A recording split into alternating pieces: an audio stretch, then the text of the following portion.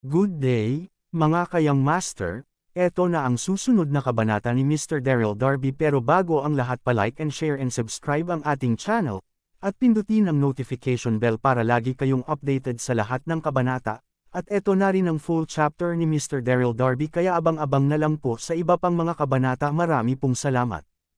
Ang asawa kong tinitingala ng lahat. Kabanata 2503. Hindi nagtagal, nakakonekta ang linya, at ang boses ni Chester ay nagmula sa kabilang dulo ng linya. Edwin, anong problema? Si Edwin ay ang hallmaster, kaya magkakaroon siya ng impormasyon sa pakikipag-ugnay kay Chester. Si Daryl ay basag ng isang mahinang ngiti matapos marinig ang tinig ni Chester. Kapatid Chester, ako ito. Daryl sa kabilang bahagi ng telepono, natigilan sandali si Chester. Tapos, natuwa siya, tumawa siya. Alam kong magiging maayos ka, Daryl. Alam mo bang ang lahat ay naghahanap sa iyo sa nakaraang 3 taon? Halos mabaliw kami sa pagsubok na hanapin ka. Nasaan ka na ngayon? Matapos niyang tanungin ang tanong, nahihiyang sinabi ni Chester, ay, ginamit mo ang telepono ni Edwin upang tawagan ako, kaya dapat nasa Yellow Sea Continent ka. Maghintay ka dyan, sasanduan kita. Narito rin ako para sa ilang mga gawain. Nakaramdam si Daryl ng isang napakagandang ningning sa kanyang puso nang maramdaman niya ang kagalakan ni Chester, kahit na ang mga kapatid ay hindi pa nagkikita. Huwag mo akong alalahanin, may kailangan akong sabihin sa iyo. Anong meron? Aba, maaari mong tanungin si Edwin tungkol dito. Ang bata na ito ay nagbebenta ng ilang mga hindi epektibo na table task sa publiko. Pagkatapos, hinagis ni Daryl ang telepono kay Edwin. Sagutin mo ang tawag. Labis na hindi nasaktan si Edwin, at susumpa na siya. Akmang gagawin niya iyon nang makita niya ang pangalan ni Chester sa kanyang mobile phone. Agad siyang napatulala nang makausap ni Daryl si Chester, hindi malakas ang boses nito, kaya't hindi narinig ni Edwin at ng lahat sa paligid niya ang usapan. Case Brother Chester, nang hihina ang tuhod ni Edwin nang kunin niya ang telepono. Nauutol na sabi niya. Kasabay nito, nakatingin siya kay Daryl sa isang hindi tagmang ekspresyon. Hindi niya kailanman inaasahan na ang pulubi ay makikilala ang sect master. Edwin, how dare you? Nakalimutan mo na ba ang sinabi ko? Sinabi ko na walang pinapayagan na mga aktibidad sa komersyo, at bingi ka sa aking mga salita. Yun ba? Galit na galit si Chester. Umiling si Edwin. Ipinaliwanag niya sa isang nagngangalit na tono, kapatid Chester, ginagawa ko iyon dahil nais kong kumita ang aking mga alagad ng mas maraming pera at mabuhay ng mas mabuting buhay. Kalokohan, si Chester ay isang scholar, gayunpaman ay tumaas ang kanyang tinig sa sobrang galit. Kahit na mayroon kang pinakamahusay na mga intensyon, bakit ka namamalak ng mga hindi mabisang tableta? Nasaan ang iyong budi, kahit na hindi ito makakaapekto sa mga kumukuha nito? Napagtanto mo ba na sinisira mo ang reputasyon ng Eternal Life Pala Sect, na pinaghirapan nating buuin sa mga nakaraang taon? 10 taon na ang nakakalipas? Kapwa ang Eternal Life Pala Sect at ang Grandmaster Heaven Cult ay kilalang mga masasamang sekta sa kontinente ng World Universe. Ang mga tao mula sa pamayanan ng magsasaka at publiko ay natatakot nang nabanggit ang kanilang mga pangalan. Pagkatapos nito, si Chester ay naging sect master, at nagsagawa siya ng isang serye ng mga reformasyon at sinubukan na baguhin ang impresyon ng publiko ng Eternal Life Pala Sect. Nais niya ang Eternal Life Pala Sect na maging matuwid. Tama si Chester. Sa mga nagdaang taon, ang Eternal Life Pala Sect ay nagtatrabaho ng husto upang maging isang kilalang matuwid na sekta sa buong 9 na kontinente. Paano hindi nagagalit si Chester nang sumalungat si Edwin sa mga prinsipyong itinakda niya sa likuran niya? Kapatid Chester, ako. Kinilabutan si Edwin at hindi makapagsalita. Galit na galit si Chester. Malamig na sabi niya, hindi mo na kailangang magpaliwanag pa. Aalisin kita mula sa iyong posisyon bilang hallmaster. May iba pang hahawak sa Cloudbrook City. Mula ngayon, hindi ka na magiging miyembro ng Eternal Life Pala Sect. Si Edwin ay nadapa sa lupa, at nais niyang humingi ng awa, ngunit binaba na ni Chester ang telepono. Ang bawat tao'y sa silid ay nagulat sa nangyari, at lahat sila ay nakatingin ng mahina kay Daryl. Lahat ay walang imik sino ang taong iyon sa isang tawag sa telepono. Mapipilit niya si Edwin na magbitiw bilang hallmaster. Walang ekspresyon si Daryl. Nakatagilid ang mukha niya sa buong usapan. Magaling maglaro, bata. Sa wakas, nag-react si Edwin. Tumayo siya at nginisyan si Daryl. Kahit nakilala mo si Chester at nawala sa posisyon ng Hallmaster, sa palagay mo ba hindi ako mabubuhay kung wala ang Eternal Life Pala Sect? May pupuntahan pa ako tapos, winigiwi ni Edwin ang kamay niya. Ipack ang iyong mga bagay at sumama sa akin sa Endless Sky Organization. Inimbitahan nila ako na sumali sa kanila ng maraming beses. Nag-aalala pa rin ako tungkol sa kung paano ako makakaiwan sa Eternal Life Pala Sect.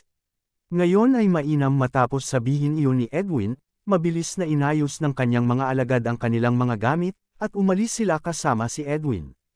Matapos silang maglakad ng 10-10 metro ang layo, biglang huminto si Edwin at tumalikod para nginisyan si Daryl.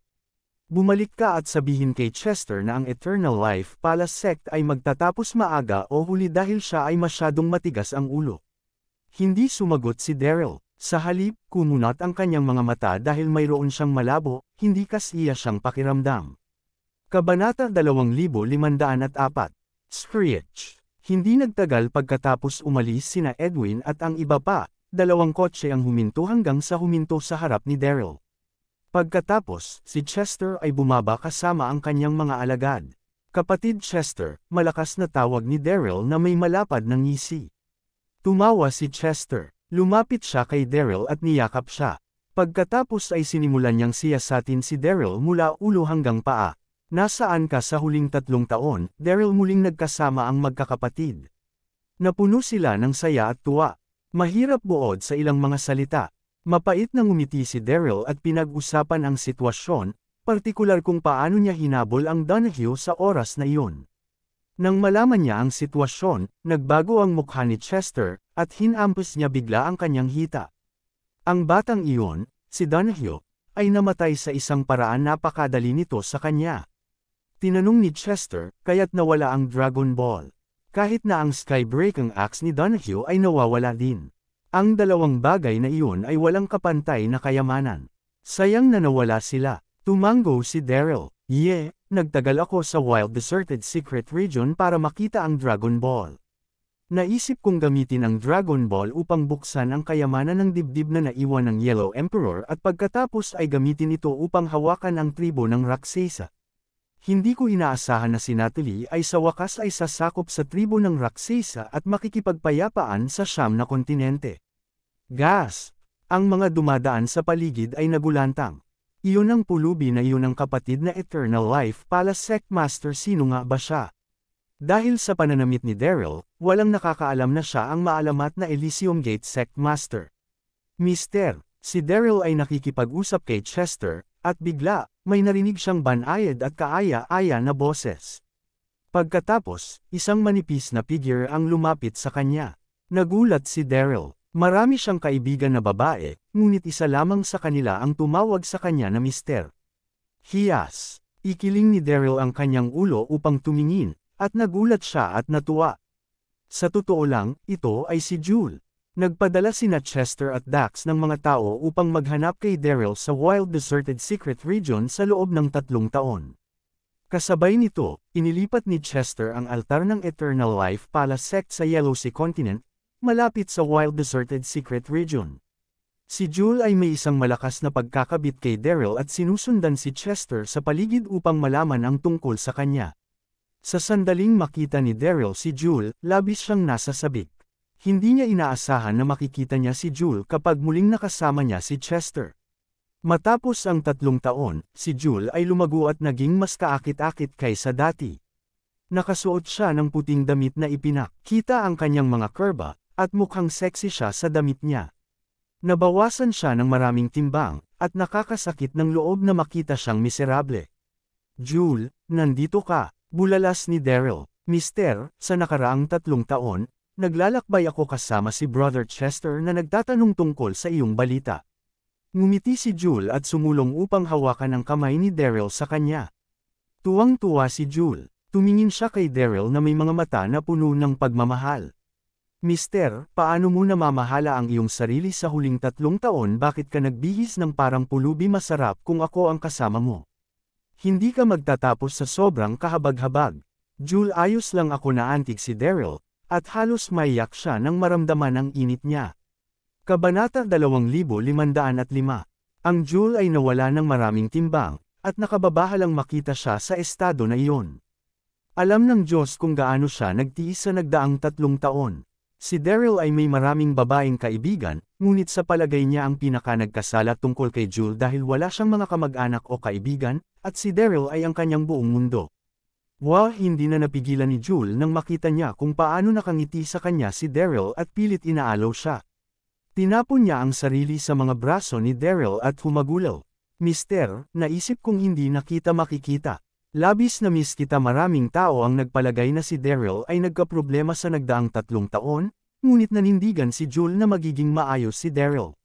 Si Daryl ay nasa saloobin niya, at inaasahan niya na magiging okay siya at balang araw ay lumabas sa harap niya na hindi nasaktan. Bilang isang resulta, nang makita siya muli, naluha siya sa kanyang pagmamahal kay Daryl. Sige bumalik ba ako ngayon, o hindi niyakap siya ni Daryl ng mahigpit, ang puso ay mabigat sa pagkakasala. Sumabog ang emosyon ni Jewel, at hindi niya mapigilan ang umiyak. Mister, maraming tao ang nagsasabi na dapat may nangyari sa iyo, at baka hindi ka na bumalik. Takot ako na mawala sa iyo. Nanatili ka sa wild deserted secret region nang hindi mo ako dinadala. Napagtanto mo ba kung gaano ako nag-aalala? Labis na hindi mapalagay si Daryl matapos marinig ang sigaw ni Jewel. Paumanhin, hindi na kita iiwan ulit. Daryl wiped luha ni Jewel mula sa kanyang mukha. Siya ay namimigati, at sinabi niya, Jewel, ito ay ang lahat ng aking kasalanan. Dadalhin kita saan man ako magpunta sa hinaharap. Okay, sumulyap si Daryl kay Chester sa tabi niya. Well, Brother Chester ay nanunood sa amin. Tingnan mo kung gaano kakapangit naging resulta ng lahat ng iyong pag-iyak. Jewel tumigil umiiyak. Ngumiti si Chester at lumakad upang isama sina Daryl at Jewel sa sasakyan. Makalipas ang ilang minuto, dinala si Daryl sa isang high-end nightclub. Si Chester ang may-ari ng silid pahingahan. Ito ay isa sa mga pinakamahusay na mga lugar sa Cloudbrook City, at nang marangya ito'y pinalamutihan. Nang pumasok si Chester sa pribadong silid, sinabi niya sa tauhan na maghanda ng ilang damit. Tinulungan ni Jewel si Daryl na maligo at magpalit ng damit. Pagkatapos nito, lumitaw siya na lubos na nag-refresh, ngunit ang 3 galos sa kanyang mukha ay kapansin-pansin. Hindi nagtagal, handa na ang isang masaganang piging Daryl. Chester kinuha ang alak salamin at ngumiti sa Daryl. Upang ipagdiwang ang iyong return, na unang salamin ay upang tanggapin ka sa bahay. Dinampot ni Daryl ang baso ng alak at sabay ininom ang alak. Pagkatapos, may naisip siya at tinanong, Kapatid Chester, alam mo ba ang samahang Endless Sky? Si Daryl ay pinagmumultuhan ng imahe ni Edwin na naglalakad palayo. Buntong hininga, huminga ng malalim si Chester at nagsuot ng isang malabong ekspresyon. Ako pamilyar sa mga ito. Ang organisasyong iyon ay kakaiba, at ito ay mabilis na tumaas. Kumalat ito sa Siyam na mainland sa halos 1 taon. Sa kabuuan, mayroon silang higit sa 1 milyong mga alagad. Damn it, so many. Natigilan si Daryl at tinanong kaagad, sino ang pinunudaing ni Chester at umiling. Hindi ko alam. Nagpadala ako ng isang tao upang suriin, ngunit walang nahanap. Ngunit nakuha ko ang balita na ang samahan ay partikular na itinatag upang makitungo sa 3 magkakapatid. Medyo napakamot ng ulo si Chester habang nagsasalita ito. Sa nagdaang 3 taon, hinahanap ka namin ni Dax. Wala kaming oras upang bigyang pansin ang samahang iyon, na humantong sa mabilis na paglaki nito. Ngayon na ikaw ay bumalik, mayroon kaming sapat na kapangyarihan upang makitungo sa mga ito. Tumango si Daryl. Siya pondered at sinabi, Brother Chester, mayroon akong sabihin sa iyo ang isang bagay. Nagpasya si Edwin na sumali sa Endless Sky Organization. Sa aming nakita, ang Endless Sky Group ay mahirap pakitunguhan. Bumantong hininga si Daryl at huminga ng mahabang panahon. Ito ay hindi simple upang makakuha ng maraming mga tao upang maglingkod sa kanila ng malaya. Sino sa mundo ang hindi gugustuhin ng kaunlaran at kayamanan? Ang mga magsasaka ay walang pagbubukod. Tahimik na tumango si Chester sa katumingin kay Daryl. Naharap mo ba ang anumang problema sa pag-iwan ng wild deserted secret region? Maingat si Chester. Nakita niya sa isang sulyap na si Daryl ay nasugatan dati, at ang kanyang panloob na enerhiya ay nakabawi lamang. Same time na sagot ni Daryl, nabunggo ko si Zhang Ju. Nagbago ang ekspresyon ni Chester. Nang umalis ka para habulin si Donahue, nawala din si Zhang Ju. Nang maglaon, narinig ko na siya ay sumali sa maraming mga sekta ng paglilinang at inagaw ang maraming mga lihim na manual, at pagkatapos ay nawala siya ng walang bakas. 2 taon na ang nakalilipas mula nang lumitaw siya sa komunidad ng paglilinang. Nag-isip-isip si Daryl at tumawa. Si Zhang Ju ay isang tuso na tao. Inagaw niya ang mga sikretong manual mula sa iba't ibang mga sekta upang matanggal ang epekto ng Heaven Cult Elixir. Lumilitaw na siya ay nagtagumpay. Nang salakayin ni Zhang Ju si Daryl, ramdam na ramdam niya ang epekto ng Heaven Cult Elixir sa katawan ni Zhang Ju na nawala ng tuluyan. O sige, ngumiti si Chester at winigiway ang kamay. Stop, pinag-uusapan, disappointing balita. Halika, marami pa tayong baso. Oo naman. Pagkatapos ng ilang bilog na alak at pagkain, tinapik ni Chester ang balikat ni Daryl at ngumiti. Lahat dapat tuwang-tuwa sa narinig na bumalik ka na. Makikipag-ugnay ako kay Dax, ang prinsesa, at ang iba pa. Si Chester at Daryl ay kapwa nasa antas ng langit na pag-akyat, kaya't ilang baso ng alak ay hindi sila pinakalasing kahit na kaunti. Pinahinto ni Daryl si Chester ng mabilis. Kapatid Chester, kumapit ka. Ano, nagulat si Chester, at tinanong niya, bakit ayaw mo ba silang makita? Ngumiti si Daryl at umiling. Pagkatapos, nag-isip siya ng may pag-iisip, ngayon, hindi lamang tayo nakaharap sa Endless Sky Organization, kundi pati na rin kay Zhang Ju. Siguradong kikilos sila kapag narinig nila ang aking pagbabalik. Hindi kami natatakot sa kanila, ngunit paano ang aming pamilya? Huminga ng malalim si Daryl at nagpatuloy, naisip ko ito. Pansamantalang itago natin ang balita tungkol sa aking pagbabalik upang siyasatin ang mga taong iyon sa lihim. Kung 10 taon na ang nakalilipas, tiyak na hindi papansinin ni Daryl ang mga banta, ngunit pagkatapos ng labis na karanasan sa buhay, alam ni Daryl na wala siyang pagpipilian kundi magbantay laban sa ilang mga kontrabida. Ang lakas ni Zhang Ju ay maihahambing sa kay Daryl. Nag-aalala siya na kunin ni Zhang Ju si Yvette at ang iba pa bilang mga hostage upang bantayin siya at mawala ang kanyang autonomiya sa labanan laban kay Zhang Ju. Bilang isang resulta, nagpa siya si Daryl na mas makabubuting ilihim ang balita tungkol sa kanyang pagbabalik at maniktik sa kanyang mga kalaban. Bukod dito, hindi siya natatakot na makilala ng mga tao dahil sa mga galos sa kanyang mukha. Napakahusay. Napansin ni Chester ang seryosong mukha ni Daryl at pinag-isipan ito. Tumango siya at sumang-ayon kay Daryl. Gagawin namin ang nais mo. Maingat si Chester. Naunawaan niya kaagad ang balak ni Daryl. Makalipas ang ilang minuto, lihim na nag-ayos si Chester at nagpaalam kay Daryl.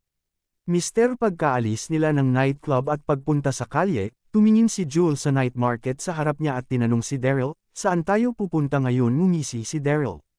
Magpanggap tayo na magkakapatid at tingnan kung makakapasok tayo sa Endless Sky Organization.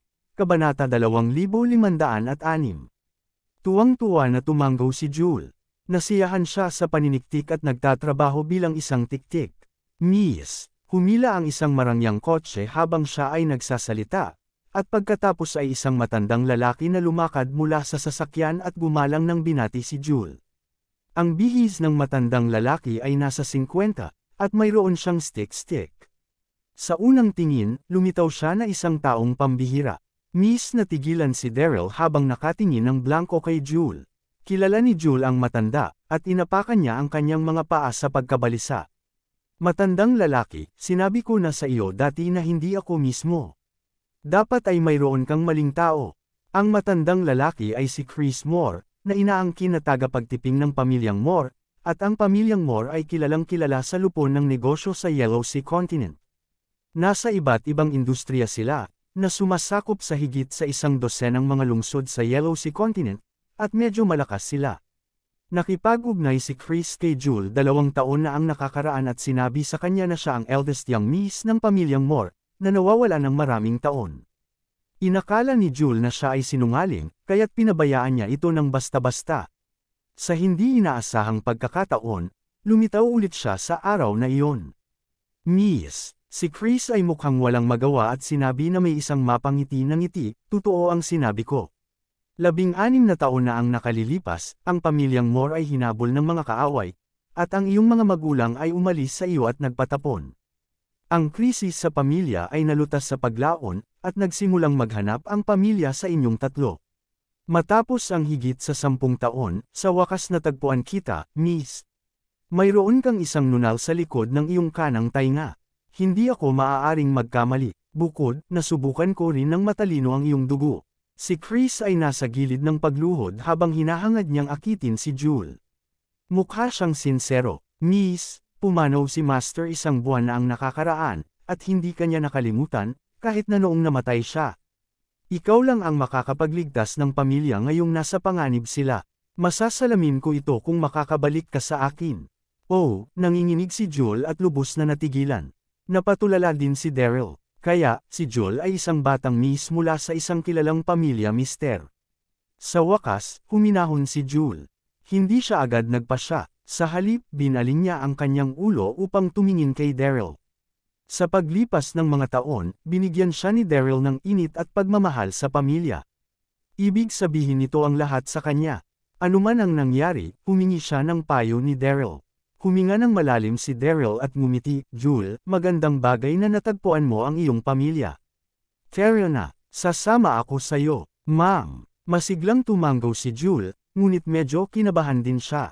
Tuwang-tuwa si Chris na pumayag si Jewel na sumama sa kanya, at mabilis niyang binuksan ang pinto ng kotse at inanyayahang kapwa sumakay sa sasakyan sina Jewel at Daryl. Makalipas ang kalahating oras, nakarating sina Daryl at Jewel sa isang marilag na manor sa kanlurang mga suburb ng Cloudbrook City. Ang manor ay mayroong 2 basketball court. Ang harapan, mga pavilion, at paligid ng mga lumang gusali ay nakamamanghang. Ito ay nagpapakita ng kamahalan mula sa bawat sulok at krani ng istruktura. Miss, si Master at ang iba pang mga batang Panginoon at mga batang Miss ay naghihintay para sa iyo sa loob. Sabi ni Chris habang pinangunahan niya ang dalawa sa pasukan ng hall. Iiwan kita sa kanila. Tumanggaw si Jewel at sinundan si Daryl papasok ng silid. Sumilip si Daryl sa paligid, tahimik na hinahangaan ang maga. Gandang istruktura. Ang bulwagan ay napakamarangyang pinalamutian, at lahat ng iba pa ay simpleng kamangha-mangha. Parang palasyo ang gusali. Natulala din si Jewel na parang nangangarap. Isang lalaking nasa katanghaliang gulang na may kaibig-ibig na mukha at isang kagilagulat na aura ay nakaupo sa gitna ng hall. Si John Moore, tiyuhin ni Jewel, Kabanata 2507. Mayroong ilang mga kabataang lalaki at babae sa magkabilang panig niya. Mga pinsan sila ni Jewel, at lahat sila ay nakasuot ng mga kontemporaryong damit. Sa huli, Jewel, handa kang bumalik. Ngumisi si John at bumangon upang salubungin si Jewel. Pagkatapos, isang batang mag-asawa din ang lumapit kay Jewel upang batiin siya ng masigla. Ang lalaking nakasuot ay mukhang gwapo, samantalang ang babae na 30-30 ay nagsusuot ng isang mahabang lilang damit na nagpatingkad sa kanyang mga sexual na kurba at pinong mga tampok. Hindi siya mailarawan na sexing at kaakit-akit. Sila ang panganay na anak at manugang na babae ni John na sina Kinmore at Isabel Sandoz. Jewel, akala ko sanay ka nang manatili sa Elysium Gate at ayaw mong umuwi. Kinuha ni Isabel ang kamay ni Jewel at nakangiting sinabi. Alam ng pamilyang Moore na si Jewel ay nasa Elysium Gate 1 taon na ang nakalilipas nang una nila siyang tuklasin at siya ay katulong ni Daryl at isang malapit na kasamang babae. Sa makatuwid, ang mag-anak ng Moore ay hindi naglakas loob na ilayo si Jewel nang wala ang kanyang malayang pagpapasya. Pagkatapos ng lahat, ang Elysium Gate ay isang tanyag na sekta sa 9 na kontinente. Tiyo, kapatid, at kapatid na babae, nalulugod akong makilala kayong lahat. Kinagat ni Jewel ang labi at marahang binati ang mga ito. Si Jewel ay naging ulila ng higit sa 10 taon, kaya't kinakabahan siyang harapin ang isang malaking pamilya. Nakasuot siya ng isang palakaibigang ngiti sa kanyang mukha. Ang dami ng tao ay nagpalitan ng ilang mga salita kay Jewel bago nila napansin si Daryl. Si Daryl ay nakasuot ng isang suit at leather na sapatos, ngunit ang mga galos sa kanyang mukha ay masyadong kapansin-pansin. Ikaw ba ang bodyguard ni Jewel? Lumapit si Keen at kinausap si Daryl. Mangyaring lumabas at maghintay hindi katanggap-tanggap para sa isang lingkod na tumayo sa bulwagan. Kabanata 2508. Kapatid, siya nagbago ang ekspresyon ni Jewel, at sumugod siya upang magpaliwanag, ngunit pinutol siya ni Daryl. Miss, papayagan kitang kausapin ang pamilya mo. Mamamasyal ako sa labas, nakangiting sabi ni Daryl kay Jewel. Sabay kindat niya kay Jewel. Sinabi ni Daryl kay Chester na nais niyang itago ang katotohanan na siya ay bumalik, kaya't hindi niya maihayag ang kanyang pagkakakilanlan sa pamilyang Moore. Bukod dito, nakasama lamang si Jewel sa kanyang pamilya. Nais ni Daryl na bigyan siya ng puwang upang makitungo ng maayos sa kanyang pamilya. Si Jewel ay matalino, kinuha niya ang pahiwatig at tumango. Pagkatapos, pinagmasdan niya ang likuran ni Daryl habang naglalakad palabas ng hall. Pagkatapos, umupo si Jewel sa isang silya kung saan nakadirekta sa kanya si John. Jewel, kinuha ka ng iyong mga magulang nang makatakas sila mula sa ating mga kaaway noon. Napakasubo ko. Bumantong hininga si John at nagsisisi, akala ko hindi na tayo magkikita muli. Ngunit bilang isang resulta, hindi na kami muling nagkita ang mga magulang mo. Ngumiti si John, at medyo gumaan ang pakiramdam niya. Ngayon na natagpuan kita, sa palagay ko ang iyong mga magulang ay maaaring mamahinga sa kapayapaan. Tumango si Jewel, malungkot at nasa gilid ng pag-iyak. Sa loob ng higit sa 10 taon, palaging naiisip niya na siya ay ulila. Nagulat siya nang malaman na siya ay nagmula sa isang kilalang pamilya. Gayunpaman, pagkatapos niyang gumugol ng labis na oras kasama si Daryl, maraming natutunan si Jewel sa Elysium Gate at napigilan niya ng maayos ang kanyang emosyon. May naisip si Jewel at marahang nagtanong, "Tio, bago ako pumunta dito, narinig kong sinabi ni Chris na ang pamilya namin ay nasa problema at kailangan kong tumulong. Ano ang nangyayari?" Bumantong hininga si John, nahihirapang ipaliwanag kay Jewel. "Jewel." Tumayo si Isabel at ngumiti kay Jewel. "Mabuti na mayroon kang ganyang balak. Sa totoo lang, mayroon kaming problema sa negosyo ng pamilya. Sa nagdaang 2 taon, ang mga sekta ng paglilinang sa siyam na kontinente ay nakipagsapalaran sa sektor ng negosyo, at mahirap para sa mga pamilyang negosyante tulad namin na ipagpatuloy ang aming mga kalakal." Dinala ni Isabel si Keane sa pangkat. "Kamakailan lamang, malapit na kaming maubusan ng kapital, at wala kaming pagpipilian kundi ang isara ang maraming mga industriya." Nakuha ni Jewel ang ibig sabihin ni Keane, kaya't ginambala siya nito. "Ikaw nais mong kumuha ako ng tulong mula sa Elysium Gate, iyon ay ganap na imposible. Ang Elysium Gate ay may mahigpit na alituntunin, at wala sa amin ang pinapayagan na lumahok sa anumang uri ng negosyo." Nagkatinginan ang lahat at nakasimangot matapos sabihin yun ni Jewel. Sa sumunod na segundo, ngumiti si Keane at inaliw si Jewel, "Huwag mong masyadong isipin iyon. Hindi namin nais na kumuha ka ng tulong mula sa Elysium Gate, kailangan lang namin ang iyong personal na tulong." "Paano ako makakatulong?" nagtataka na tanong ni Jewel. Misteryosong ngumiti si Keane. "Natutuwa kaming handa kang tumulong. Malalaman mo sa ilang sandali kung paano mo kami matutulungan." Pagkatapos nito, inilabas ni Keane ang kanyang mobile phone at tumawag. "Kuya Bruce, pwede ka nang pumunta?" Nakangiting sabi ni Keane, at pagkatapos ay binabana niya ang tawag. Umiling si Jewel, naguguluhan. Bakit ang misteryosong pag-uugali nila maya-maya, mabilis na pumasok sa silid ang isang binata. Siya ay nakasuot ng isang maliwanag na shirt na nagbigay ng impresyon na siya ay isang malayang espiritu, at mukhang disente siya. Siya si Bruce Brock, ang pangulo ng isang pampinansyal na kumpanya at miyembro din ng samahan ng tagapaglilinang ng Yellow Sea Continent. Siya ay isang antas ng Martial Emperor. Pagpasok pa lang niya ng pinto, ang mata niya ay agad na nakakandado kay Jewel. Napakaakit niya kay Jewel, at tumigil siya sa pagpikit. Hindi nasiyahan si Jewel sa kilos ni Bruce, ngunit hindi niya ito ipinakita sa kanyang mukha. "Kapatid Bruce." Bati ni Keane kay Bruce ng isang malaking ngisi. "Mangyaring huwag isipin na hiniling ko sa iyo upang dumating sa pamamagitan ng bigla."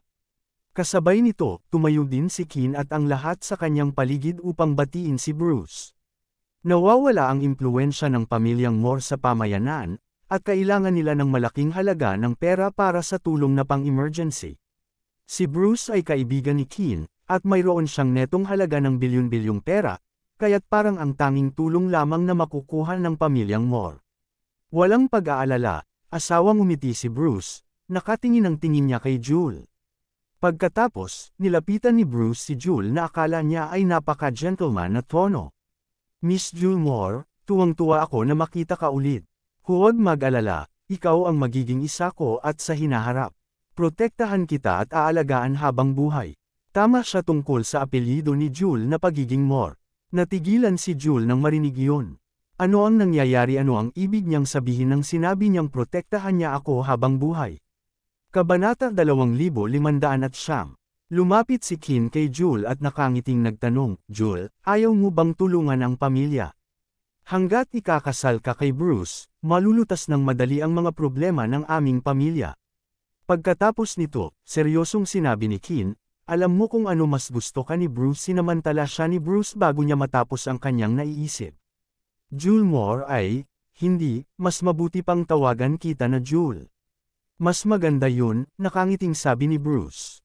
Maaaring hindi mo alam na 3 taon na ang nakalilipas, nandoon ako noong nakikipaglaban ng Union Army laban sa tribo ng Raksasa. Laking gulat ko nang makita ka sa oras na iyon, ngunit sa kasamaang palad, walang pagkakataon na makipag-ugnay. Sa iyo matapos ang gyera, naiisip kita araw-araw at gabi. Ang pinakamalaking pangarap sa aking buhay ay ang pakasalan kita at gawin kitang asawa. Sa huli, ngumiti si Bruce habang nakatingin kay Jul ng may pagmamahal. Sabay abot ng kamay niya. Naramdaman ni Jul na boss ang utak niya. Ang pamilya ay labis na sabik na ibalik ako upang makapag-asawa ako kay Bruce, naisip niya. Ang kanilang pagmamahal sa pamilya ay palatandaan, ngunit ang kanilang pag-aalala sa kanilang mga benepisyo ay tunay. Labis na nabigo si Jul. Humugot siya ng isang malalim na paghinga upang huminahon. Tumingin siya kay Bruce at sinabing, Bruce, humihingi ako ng tawad. Hindi kita mapapangasawa. Wow! Pagkausap ni Jul ng kanyang isipan, si Bruce at ang pamilyang Moore ay natigilan lahat. Makalipas ang ilang segundo, bumalik sa isip si Kin at tinumbinsi si Jul, Jul, bakit mo tinanggihan ang panukalang iyon sa kasal? Gusto ka talaga ni Bruce? Hindi ba magandang ideya na pakasalan siya? Nagsalita rin ang lahat sa paligid nila. Mayaman si Bruce. Mapalad ka na makasama ka. Huwag isiping ginagawa namin ang lahat para sa pakinabang ng pamilya. Ginagawa rin namin ito para sa iyong kaligayahan. Tama iyan. Ano ang point ng pananatili sa Elysium Gate araw-araw at panuurin ang mga thugs na nakikipag-away at pagpatay? Hindi nagpakita ng emosyon si Jul. Ang mga tinig sa paligid niya ay walang epekto sa kanyang emosyon. Hindi ko siya papakasalan. Bahagyang umiwalay ang mga pulang labi ni Jul at ilang mga salita ang lumabas mula sa kanila. Hindi siya malakas, ngunit siya ay napaka-firm. Ang kanyang katawan at kaluluwa at maging ang kanyang buhay ay pagmamay-ari ng kanyang asawa si Daryl. Paano siya makakasal sa ibang lalaki? Wow! Lahat ng tao sa paligid ni Jul ay biglang nagalit. Nagpalusot si Isabel sa kanyang mataas na takong, tinuro si Jul at sumigaw, sino ka sa palagay mo? Matapos ang higit sa 10 taon na pag-alagala, ang iyong pamilya ay nagtrabaho ng napakahirap upang hanapin ka at hanapin kang isang mabuting asawa. Mabuti kung hindi ka nagpapasalamat, ngunit ano ang sinusubukan mong patunayan sa pamamagitan ng pagiging maayos dito? Nanginginig si Jul, ngunit tinatamad siyang ituloy ang usapan. Tatalikod na sana siya at aalis na nagalit si Kin at tumayo sa harap ni Jul. Saan ka pupunta? Kailangan mong sumang-ayon ngayon, kahit na ano. Jul, tumayo si John, ang mukha niya ay mukhang komplikado. Lahat ng matatanda ay dapat magpakasal, mabagal niyang sinabi. Ginagawa namin yun para sa ikabubuti mo. Huwag maging masyadong pabago-bago. Pabago-bago, tumawa si Jul. Tumingin siya sa paligid at malamig na sinabi, ang aking kaligayahan ay nakasalalay sa aking mga kamay. Wala sa inyo ang may karapatang gamitin ang kontrol sa akin. Kasabay nito, lumabas si Jul palabas ng hall. Kung nalaman niya kung ano ang mangyayari kanina, hindi na siya babalik sa kanyang pamilya. Biglang, isang figure ay nakatayo sa harap ng Jul, si Bruce iyon. Jul, sumang-ayon ang iyong pamilya sa panukala sa kasal. Bakit ka lumalaban? Nakangiting sabi ni Bruce. Naramdaman niya ang isang nakaganyak na paghimok na kunin ang kamay ni Jul. Iniwas siya ni Jul at malamig na sinabi, Bruce, ikaw ay mula sa samahan ng Yellow Sea Mainland na magsasaka. Dapat alam mo ng mabuti ang pagkakakilanlan ko. Nagiging mapangahas ka ngayon. Hindi ka ba natatakot sa Elysium Gate? Pagkatapos Elysium Gate nang nabanggit ang Elysium Gate, ang mukha ni Bruce ay nagsiwalat ng kaunting pagseselos. Gayunpaman, tumawa siya pagkatapos. Huwag mo akong subukang takutin, Jul. Alam kong kasama mo ang Elysium Gate at personal na katulong ni Daryl. Kahit ikaw ay isa sa kanyang pinakamalapit na babaeng kakilala. Hindi ako nagkaroon ng lakas ng loob na gawin iyon 3 taon na ang nakakaraan. Ngunit si Daryl ay nawawala sa loob ng 3 taon. Walang nakakaalam kung siya ay patay o buhay. Wala si Daryl dito. Sino pa ang sumuporta sa iyo sa Elysium Gate? Kabanata 2510. Si Kin at ang iba pa ay sumang-ayon din kay Bruce. Jule, mahulaan nating lahat na mayroon kang malalim na pagmamahal sa Secmaster ng Elysium Gate, ngunit si Daryl ay nawala sa Wild Deserted Secret Region sa loob ng 3 taon, kaya ano pa ang ginagawa mo sa Elysium Gate? Hindi ka na bata. Hindi ka maaaring manatiling walang asawa magpakailanman. Maswerte na may gusto si Bruce sa iyo. Ang bawat isa ay nagpapasa ng kanilang mga puna. Kailanman nabanggit ang pangalan ni Daryl, hindi nila sila nagpakita ng respeto sa kanya. Gayon din kay Bruce, ang mga taong iyon ay hindi nagawa ang parehong bagay 3 taon na ang nakakaraan. Pagkatapos ng lahat, sinusuportahan ni Daryl si Jule, at siya ay napakalakas upang hindi mambabaliwala. Sino ang naglakas loob na pukawin ang isang kilalang tao sa siyam na kontinente? Gayunpaman, wala na silang anumang pag-aalinlangan matapos na nawala si Daryl ng higit sa 3 taon, at naisip nila na maaaring namatay siya matagal na. Nanginginig si Jule. Kahit na nakaranas siya ng maraming mga panganib sa buong panahon niya kasama si Daryl, nagawa niyang mapagtagumpayan ang lahat ng mga ito. Ito ang kauna-unahang pagkakataon para harapin niya ang isang peking pagmamahal ng pamilya. Si Bruce ay tulad ng isang lecher, sinubukan niyang agawin si Jule sa harap ng buong pamilya niya. Gayunpaman, ang mga miyembro ng pamilya ni Jule ay walang pagsisikap na pigilan siya para sa kanilang sariling benepisyo. Lalong hindi komportable si Jule nang isipin niya ito. Si Bruce ay matagumpay nang umiti at naging mas matapang dahil sa pangyayari kung saan naging dehado si Jule.